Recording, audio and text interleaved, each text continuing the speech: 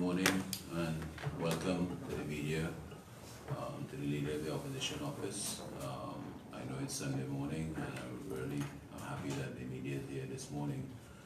And also to our viewers out there on Facebook. This morning we will be discussing, I have two esteemed gentlemen, my colleagues, Dr. Tim Gopi Singh, the member for Karani East, and also Dr. Lakram Budo, the Member of Parliament for Faizabad, and myself, David Lee, Member of Parliament for Pointe Pierre and Chief Whip. Today we'll be discussing basically two topics in two different areas. I want to spend a little time on NLCB, with the whole tax fiasco or tax flop that transpired over the last 5 or 6 days in this country. And I have Dr. Tim Gopi Singh and Dr. Lakram Budo will be talking a bit on the health sector as far as unemployment issues and so on. So let me start off first, and thank you again. And let me start off before I turn over to Dr. Gopi Singh and Dr. Budo to get into the health sector issue.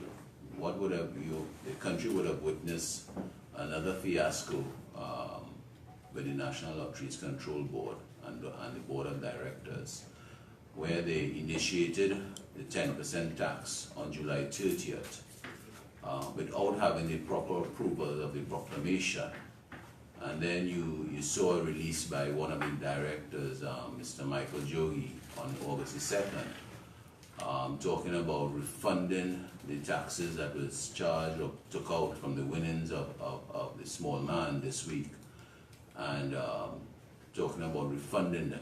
But the bigger issue for us as an opposition and the taxpayers and the citizens of Trinidad and Tobago is really and truly who dropped the ball in having this tax being charged from July 30th.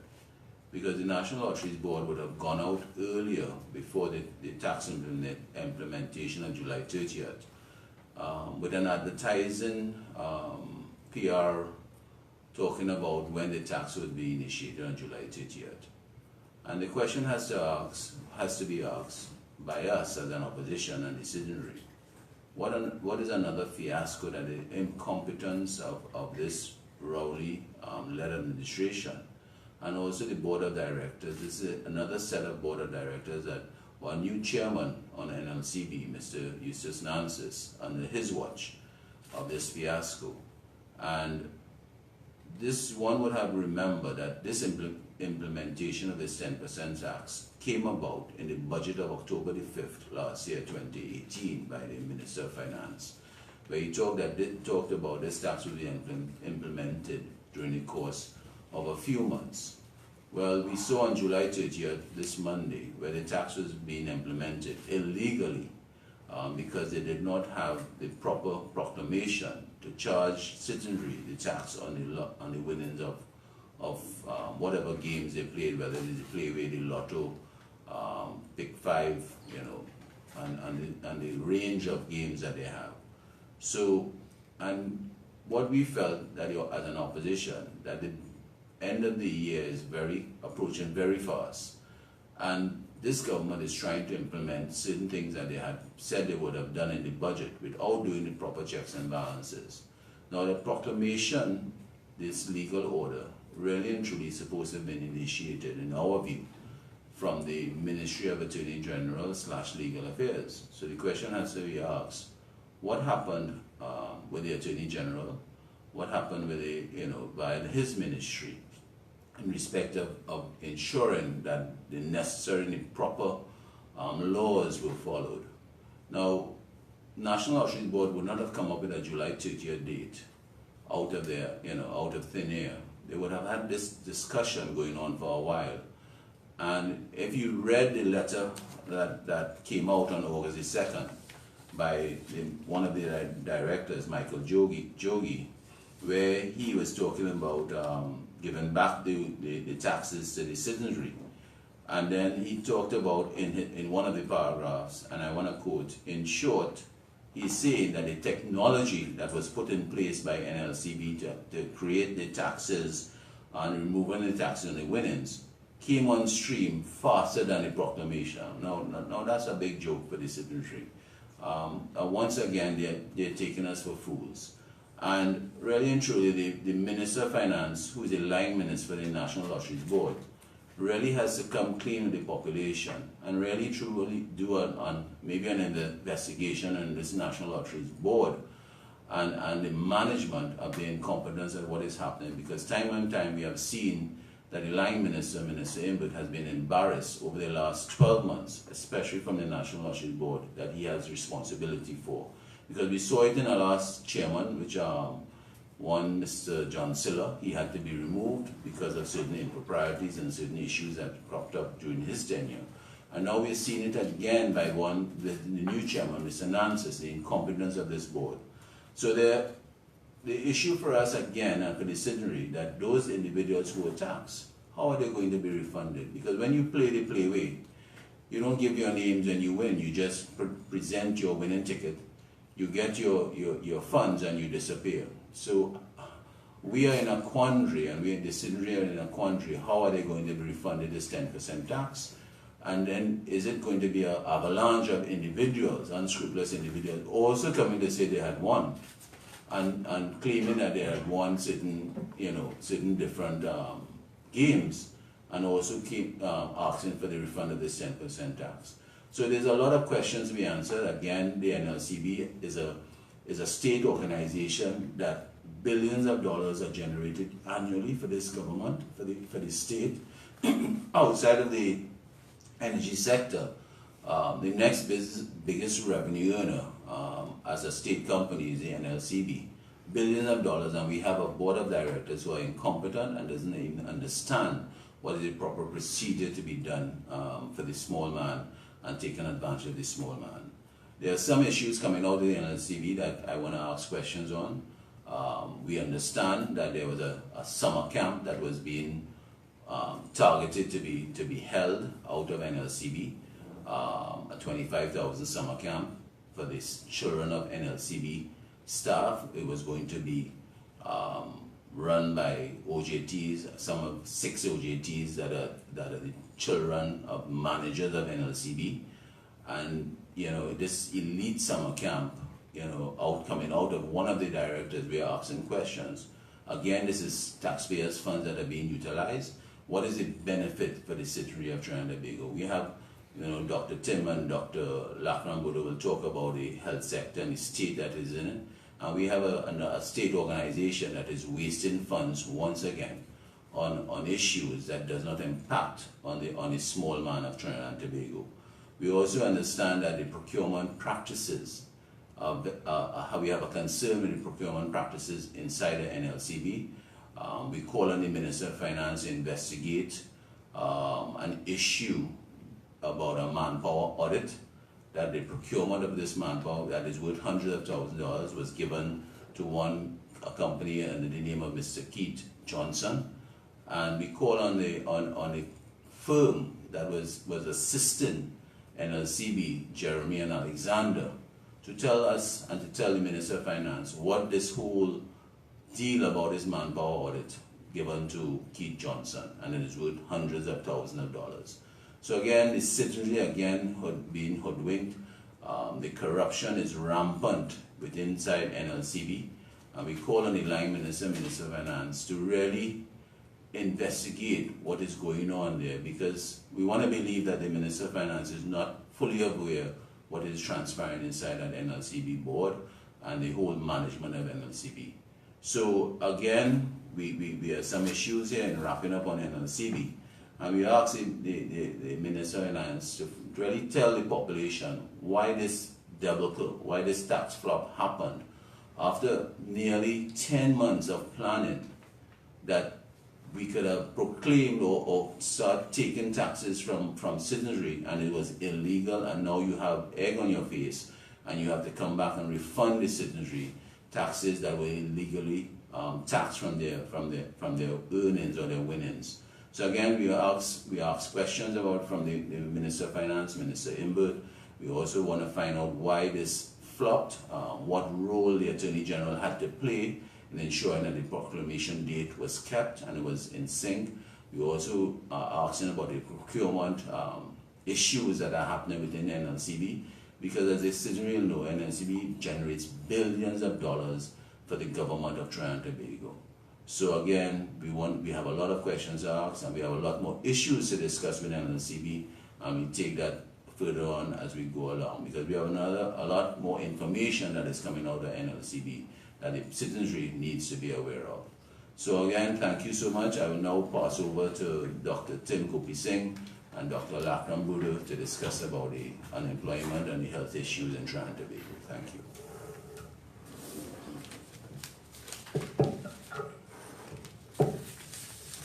Thank you very much, Chief Whip. Members of the media, good morning. With me to speak on the issues on the health sector is Dr. Lakram Buddha, former chairman of the Southwest Regional Health Authority and member of Parliament for Faizabad. The major issues of unemployment of medical personnel, that is doctors and nurses, have been being discussed and at a national level over the last 2 years, particularly when we have found ourselves with hundreds of graduating doctors unable to find any work, any job for them to practice and to help the citizens of Trinidad and Tobago who are ill. There has been numerous reports about this situation of unemployment of these doctors who have spent many years in training, more than 6 years, who have received scholarships from the state, and some of whom have been helped by their parents and families with millions of dollars to pay tuition fee and to be able to study at the Faculty of Medical Sciences for 6 years, and now cannot find a job after graduating and finishing as interns. The reports have been on the daily newspapers as well of these hundreds of newly qualified doctors in Trinidad and Tobago now battling the unemployment and the despair and hopelessness and exploitation that they are undergoing at the moment. And some investigative reports have come out which showed that an estimate of 680 qualified young doctors have been facing unemployment and underemployment since graduating from UWI School of Medicine here in Trinidad, from St. George's University, from Barbados and Jamaica. And because they can't find jobs here in Trinidad ready to serve as house officers, they're now trying to seek employment in the various areas of England, the United States, Canada, Australia. And despite the hundreds of millions of dollars that have been spent on them by taxpayers' money, those who particularly receive scholarships, and those who receive scholarships on their return are asked to serve their country for a period of years, but they are unable to do so because they don't have jobs to do so. My understanding is that after a year, I believe it's 2 years, and if you can't provide a job for a scholarship winner, then that whole situation, he or she is free to leave and not serve the government or the people anymore. So that's a major issue when we have so many doctors who were on scholarships and still can't even get a job and serve the country which they undertook to do so, having accepted the scholarships from the state. And when the minister is asked about this, Minister Dayal Singh, forgive me, a failed pharmacist on 2 occasions, when he portrays himself to be like a doctor and answers questions in Parliament like a doctor and doesn't know what he's speaking about, and filibustering and telling gross untruths in Parliament. When he had been asked about this, the mass unemployment of the doctors, he said he referred the questions to his team. He absolved himself from the responsibility which is thrust upon him as the minister, and he fails to answer any question. So the question we have today, And the people of Trinidad and Tobago are asking, why is this Rowley-led government not employing these hundreds of doctors who are seeking employment? And while there are hundreds of vacancies in the RHAs and in the National Health Service, in the communities, in the districts, etc. And we have, from research that has been done, over 1,840 non-nationals are registered with the Medical Board of Trinidad and Tobago and are employed in Trinidad and Tobago. 1,840 non-nationals. And this comes from a joint select committee on local authorities, service commissions, and statutory authorities, including the THA. Fourth report on an inquiry into the regulation and licensing of medical doctors by the Medical Board of Trinidad and Tobago. This is second session, 2016 to 2017, 11th Parliament. And on page 34 of this report, you have a table 3. And the heading was Objective Criteria, Standard and Procedures in Place for the Hiring of Foreign Doctors and Monitoring their Performance. Table 3 shows number of nationals and non-nationals registered with the Medical Board of Trinidad and Tobago.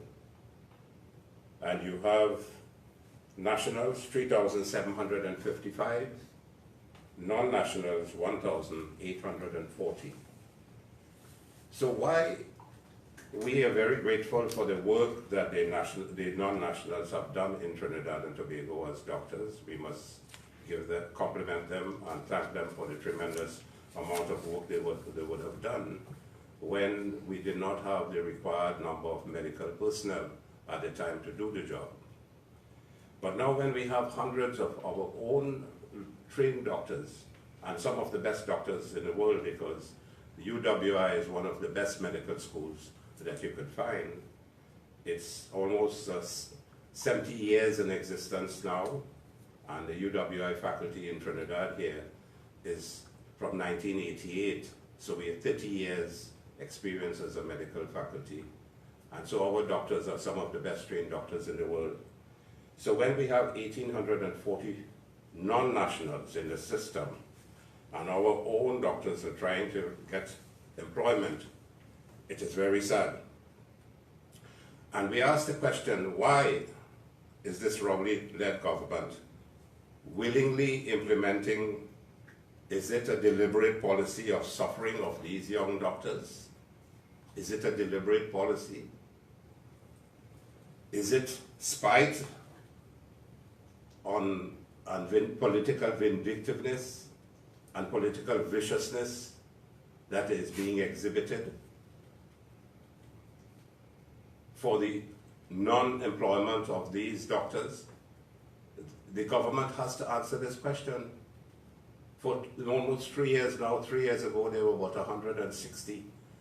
Now after 2018 there are more than 300 or 350. And despite the fact that there are hundreds of vacancies around, they are not employing them. And the question that is being asked nationally, is it political spite? Is this political viciousness, political vindictiveness by this Rowley-led administration?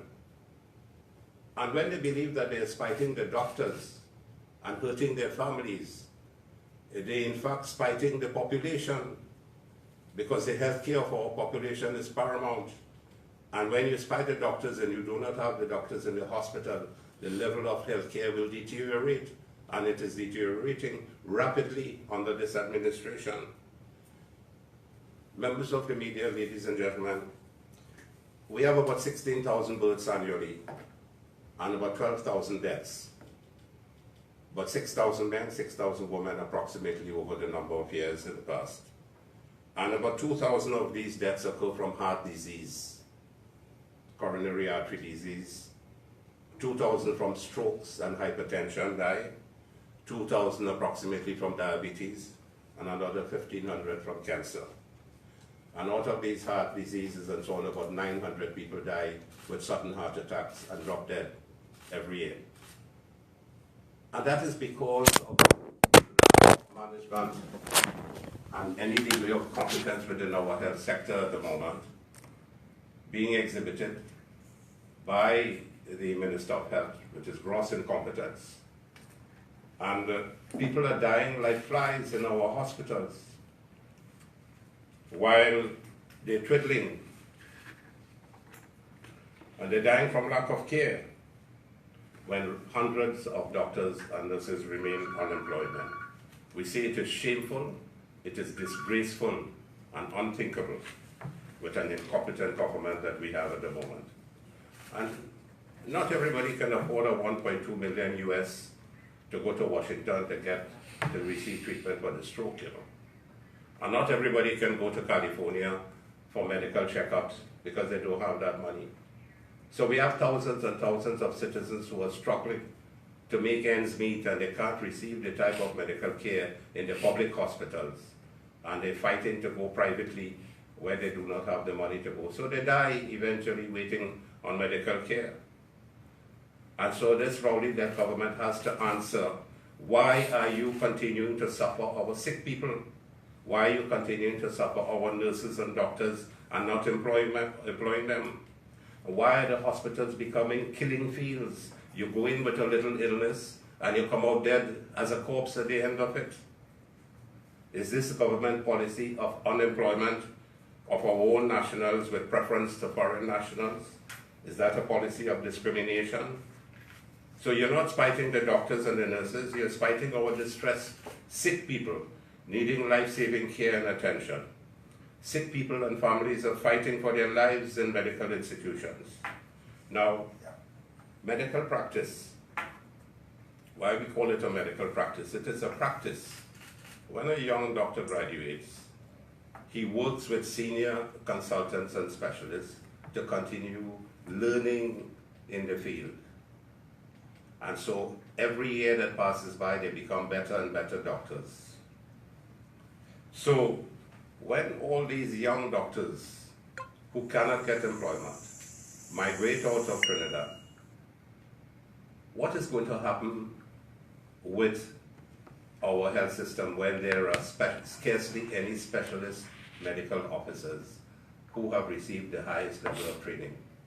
We would find ourselves in a short period of time, in about 4 or 5 years from now, where we have a massive deficiency of very qualified specialist medical officers who are the backbone of our health service, together with the nurses and the younger doctors, but who can make the diagnoses and treat the patients in a very satisfactory manner and save patients' lives.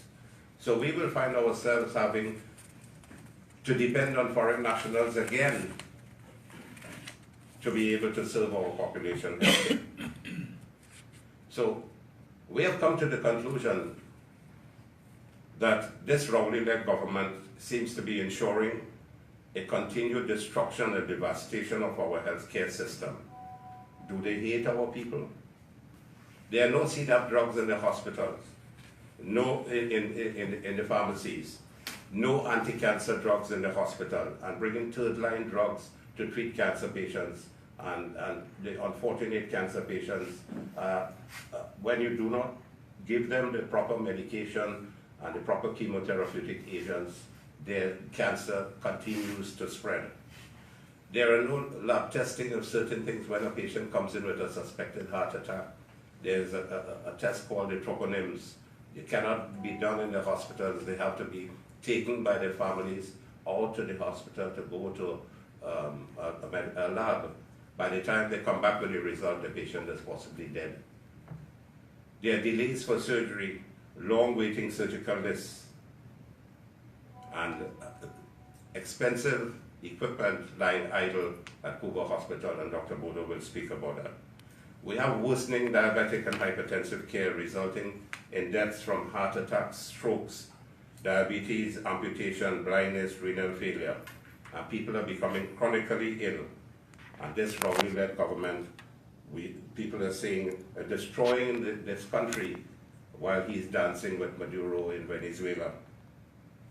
And so this dictatorship, an uncaring and incompetent rowdy government, are in violation of the Constitution of Trinidad and Tobago, denying our citizens rights to life.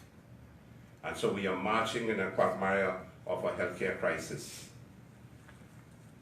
Let me speak about the nursing issue now. The headlines have been blaring, no jobs at RHAs.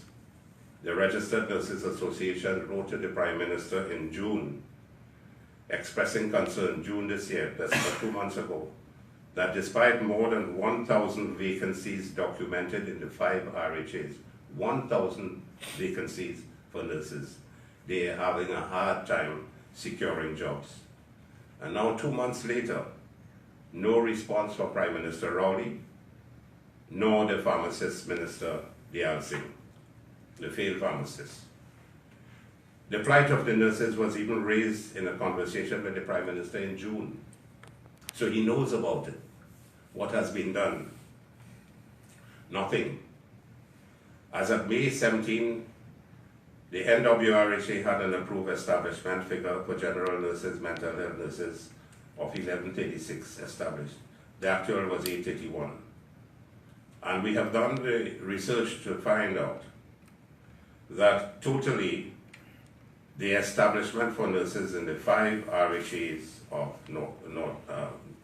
Northwest, Southwest Regional Health Authority, North Central, Eastern and Tobago, the establishment is 4,075 nurses.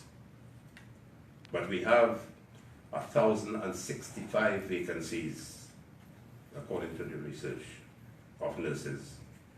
These figures are from the RHA themselves, and there's a deficit of 112 mental health nurses.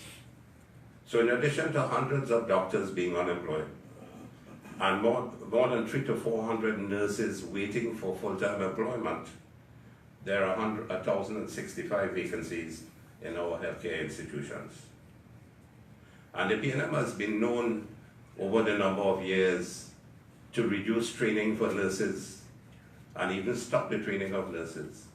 And it was when the People's Partnership came into government, Mrs. Bisessa ensured, and through Minister Karim, that the Takrariva Nurses Training Center be established, where we began to train over close to 300 nurses per year.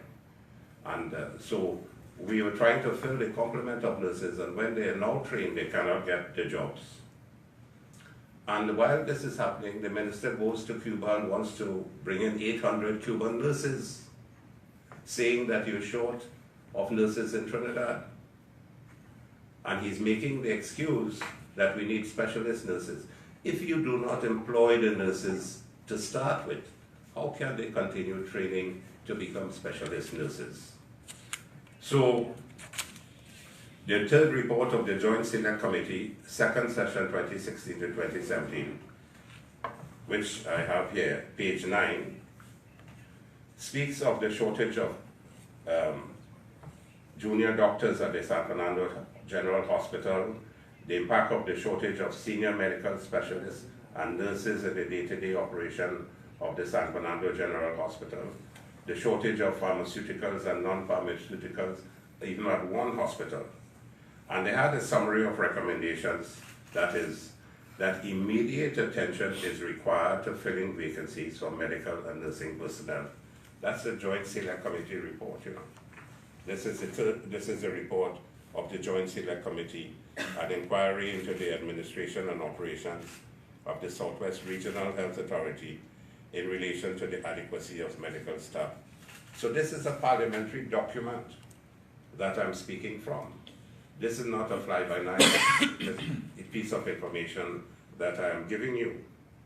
And even in San Fernando Hospital alone, the vacancies there, regional administration center by category, medical 170 vacancies, nursing 601, allied health service professionals 361, and administrative and other staff 510. So 1,642 vacancies in just San Fernando Hospital alone. In addition, 32 vacancies in the post of specialist medical officers. Now these are the top doctors who help the younger doctors to make the diagnoses and to manage these patients. And while this is happening, the PS in the Ministry of Health further advises that the ministry is reviewing its 10-year human resource manpower plan for the health sector. How shameful. While all Rome is burning and you're twiddling your fingers, you're saying that you're reviewing a 10-year plan, when the facts are there before you, for you to move forward with it. So, 1,642 vacancies at San Fernando Hospital, and nothing is being done. I mentioned the 1,814 non-nationals, and yet still hundreds of our doctors are not being employed. So that concludes my issue on the nursing shortage and the medical personnel, the doctor shortage. There's one important area I want to touch on as well.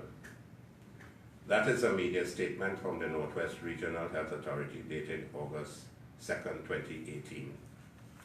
And this is it here. No automatic renewal of specialist medical officer contracts of employment. I have with me a High Court document. There was a decision that was given, and the NWRH has said that the High Court of Trinidad and Tobago recently ruled in favor of the NWRHA, endorsing the authority's position that specialist medical officers are not guaranteed automatic renewal of their contracts of employment, whether by reference to past performance or an appraisal of past performance. The court further ruled that there is no policy to treat past performance or an appraisal of past performance as imposing upon the authority an obligation to rehire the person appraised. A claimant, whose name I shall not disclose, went to the court to seek redress for the non-rehiring of the person in their position as specialist medical officer, radiology. And I have a court document here which was submitted by the claimant to the courts, which indicated that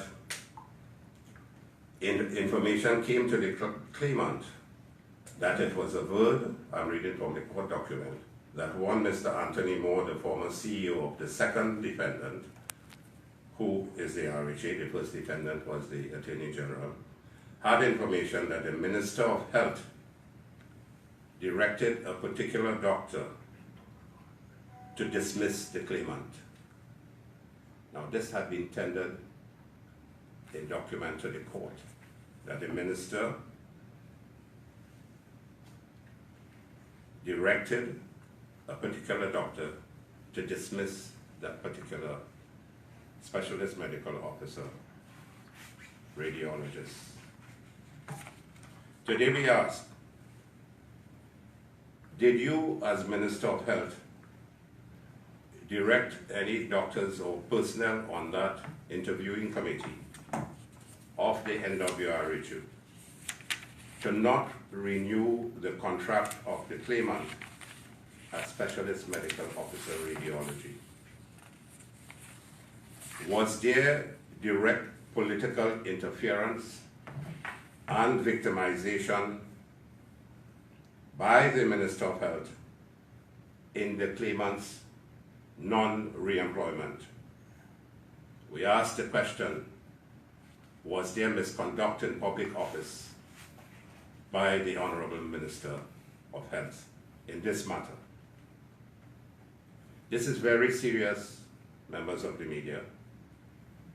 And this situation, I understand, also involves a relative of a senior government official whose performance appraisal came into question, and whether this resulted in the claimant's non-refusal or non-renewal.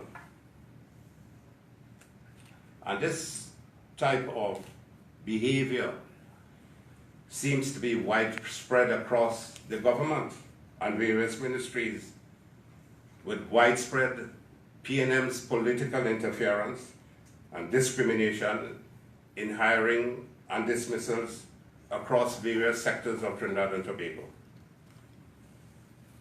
So the questions have been asked, and it is for the minister and the government to respond to these questions on this matter as far as this judicial process was concerned, in terms of the non-rehiring of the specialist medical officer.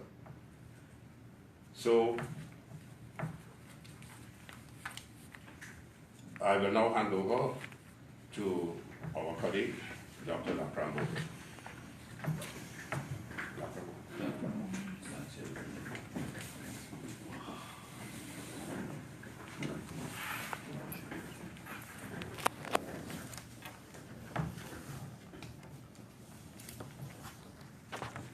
Good morning again, members of the media. Thank you again for being here this morning. I just want to touch on a few other points in the health sector, and to note that we really, in Trinidad and Tobago, and the citizens would recognize that we are really in a very ironical situation. And that situation I speak of is a situation where you have deteriorating health sector, and you have so many unemployed doctors and nurses. And the third factor in this scenario is where you have a completed 230-bed hospital that remains unopened for reasons that are best known to this PNM government. As a former chairman of the SWRHA and as a member of parliament in my constituency, I am bombarded on a daily basis with phone calls from constituents and others seeking help at the San Fernando Hospital, where the situation has once again deteriorated to long waiting times for beds in the hospital, shortage of drugs, long waiting times for surgery, and long waiting time for diagnostics, ultrasound, x-rays, MRIs, CT scans. This is very ironical because just up the road from the San Fernando Hospital, you have the Cuba Hospital, where you have state-of-the-art facilities which have been there since 2015. There have been many stories about the Cuba Hospital, and the Minister of Health favorite statement in Parliament is that in August the hospitals opened and closed.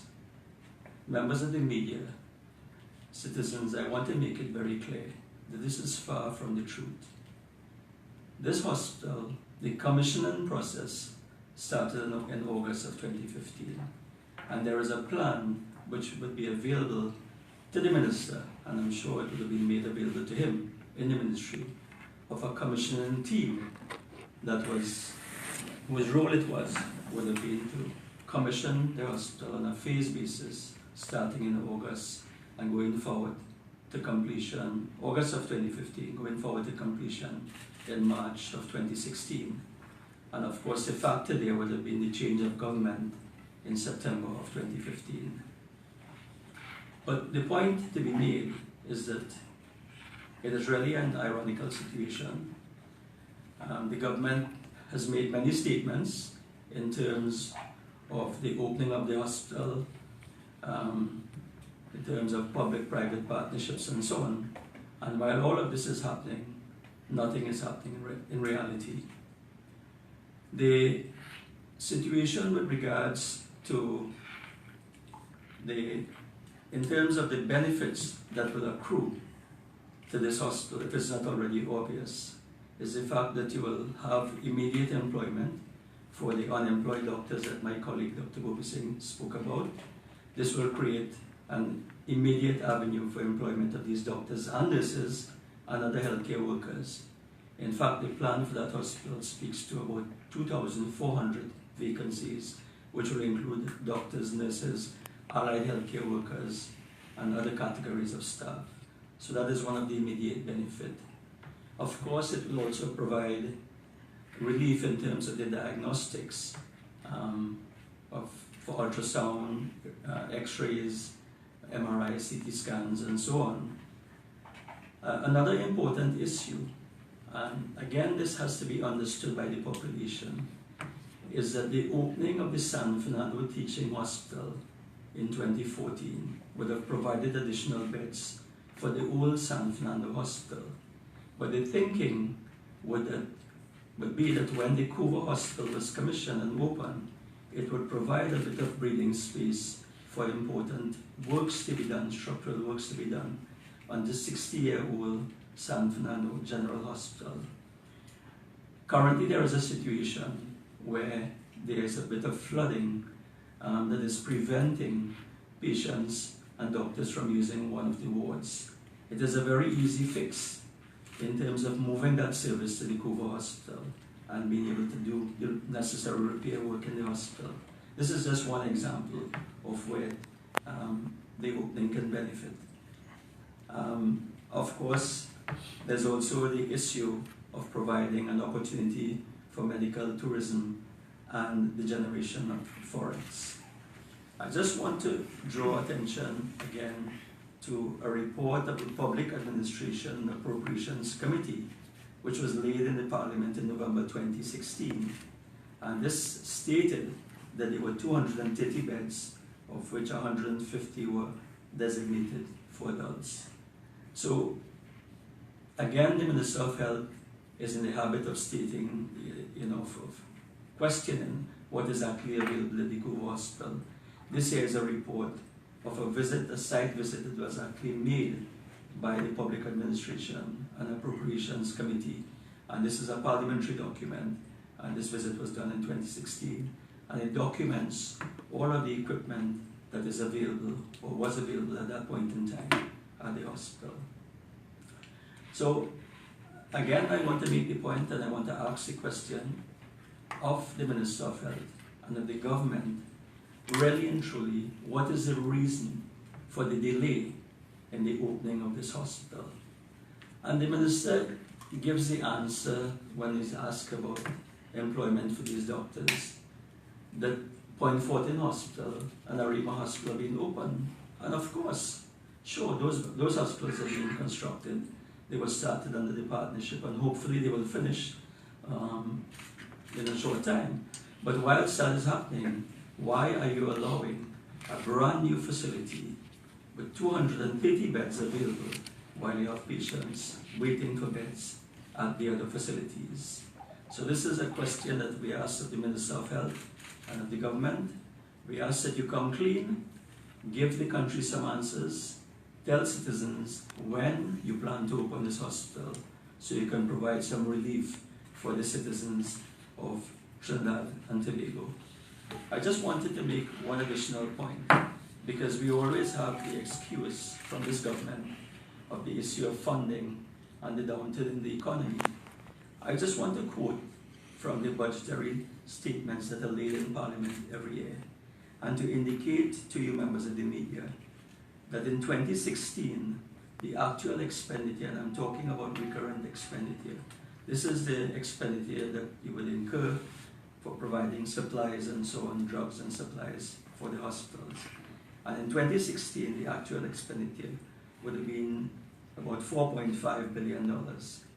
In 2017, the actual figure would have been $5.1 billion. That's an increase.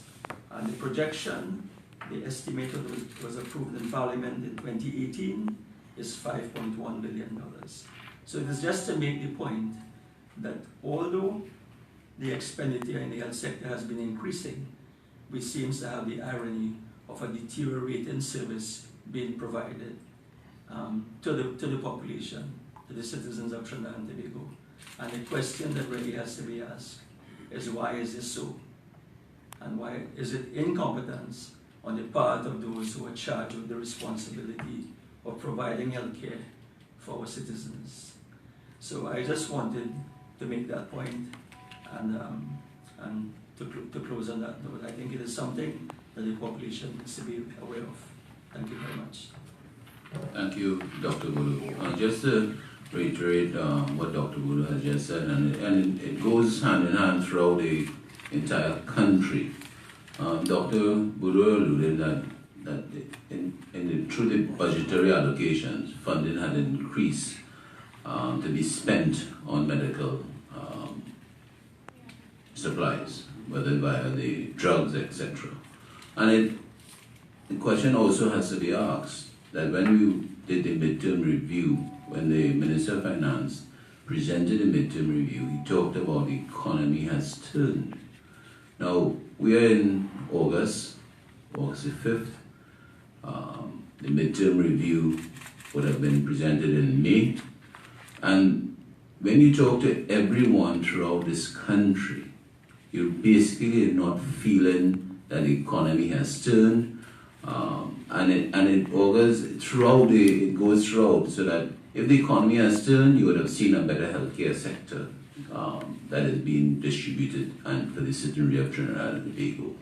If the economy had turned, you would have seen things within the education sector. If the economy has turned, you would have seen construction, the unemployment, or employment of people within the construction sectors, and even within the health sector that we came here this morning to talk about, would have been on the upswing. We are not feeling it, the citizenry are not feeling that where the economy has turned. So the question, the country has to, the Minister of Finance and the Rowley-led administration has to come clean with the citizenry of Trinidad and Tobago and really tell this country what is happening. Because are they just waiting for the last 12 months before election to let go all the money that they are hoarding up? Because when one is to look at the energy sector, the price of oil and gas has been up for the last 8 or 9 months, but yet the country is not feeling it. So these are a lot of questions we have to ask. I started off with the NLCB. We feel there's rampant corruption inside the NLCB with these boards, and we really ask the Minister of Finance to fire this board, fire the chairman, and really come clean, because the state organization of NLCB is $1 billion generating institution for the citizenry of Trinidad and Tobago. So with those few words, I now open some questions to the media. Starting off with the NLCB, what type of investigation are you asking the Minister of Finance to undertake specifically? Well, we want to really look at the procurement issues that are happening inside NLCB, because there's a lot of hanky-panky, I use the words hanky-panky, that is going on inside the NLCB. Whether you change the chairman, this chairman is a new chairman, it seems that still things are happening with the NLCB. You saw an advertising contract a couple of weeks ago that was exposed, and the Minister of Finance had to literally shut it down.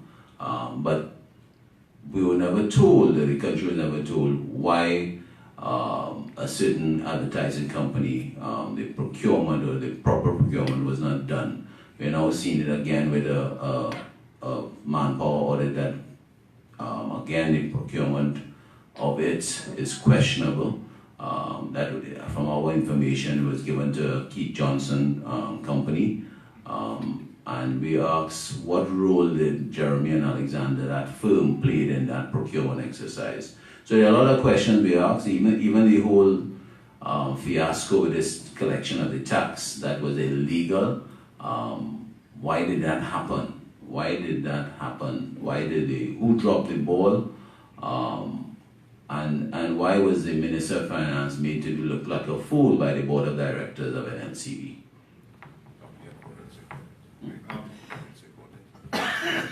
Or maybe Dr. Tim is saying maybe we should call for forensic audit through the period of NLCB under this PNM Rowley-led administration, because it seems to be ongoing. It has not stopped, because issues with NLCB has been ongoing for the last 35 months, because on September the 7th, this Rowley-led administration will make 3 years. Okay, well, interesting. I just want to take the conversation in a different direction slightly. You mentioned the word audit there a little while ago. Interesting enough, a sort of audit was mentioned by the Public Administration Minister within the last week about persons in occupation of state residential properties and so on. I was curious as to what the opposition thinks about that particular initiative that the minister has now announced that is being undertaken, and Is the opposition aware of any Well, any members, any current members of the opposition, former members of the past administration who might be in this category of persons? Well, listening to what Ms. McDonald's statement a couple of days ago, I'm happy to see she's back on the job firstly, and she has recovered well. We wish her well from the opposition. But, you know, she made a statement, and wherever it lies, you know, whoever it affects, whether it is, you know, retirees or that don't belong, should not have occupancy of those homes, then they should move out. I mean, that's the law. So whoever, you know, it affects, it does not affect us. I mean, I don't think any 18 MPs that we have right now in the opposition have any government homes. Okay, Does. or no other, so that doesn't affect you all at all? Well, it would not affect, Know of anybody who's in at all? not that I'm aware of. But as you know, one other thing I want to ask you with respect to your position, you know, as your role as chief whip, now while Parliament is on recess, GSCs are still going on. So I believe coming towards the end of one of the debates before they went on recess, there was, I don't know if it was, I think it was the Minister of Communication made this claim that members of the opposition said that they would not be participating, wrote the various GSCs and said they would not be participating in various GSCs. And I think that also raised a particular complaint with the Attorney General, re-compliance with the Global Forum requirements and TNT being blacklisted and that sort of thing. Clint, to be fair, let us be fair to the not only to the members of Parliament, and that goes for both parts of the House, right, and also the Senate, because the senators sit also on the GSCs. Right. We also have a parliamentary staff that has been working non-stop, because they assist both houses. We have it on the standing order 14 that clearly spells out. It is not our doing, it is a standing order that is utilized by the Speaker of the House in her rulings, and it clearly states that Parliament is on recess at the end of the first week in July to the end of the first or the beginning of the first week in September. So there's that period of time that Parliamentary is on recess. There's a break. So it is a standing order. It is not the opposition standing order. And these are the standing orders that the Speaker of the House uses to rule one way or the other in her deliberations during the course of her sittings. All right? So that when it comes to the GSCs, and it's interesting that the Minister of Communication, or the Minister of everything, because I don't know what hat he's wearing at any point in time, and also Dr. Rowley, when he spoke on that debate, they exposed a letter that was written, whether it was by one of our opposition members, that is a committee business, that is sacrosanct, that does not come into the public domain until whatever report that the GSC is sitting on is tabled in the House. So we also have answers to ask the Speaker, why did she allow Dr. Rowley or even Minister Young to read that letter? They are not part of that Joint Select Committee. From what I understand, the chairman of that Joint Select Committee was Minister Imbert. So if Minister Imbert exposes or gives them that letter, he's running afoul of the standing orders, and based on the standing orders, he can be hauled in privilege, because he's exposing committee business before time. Okay.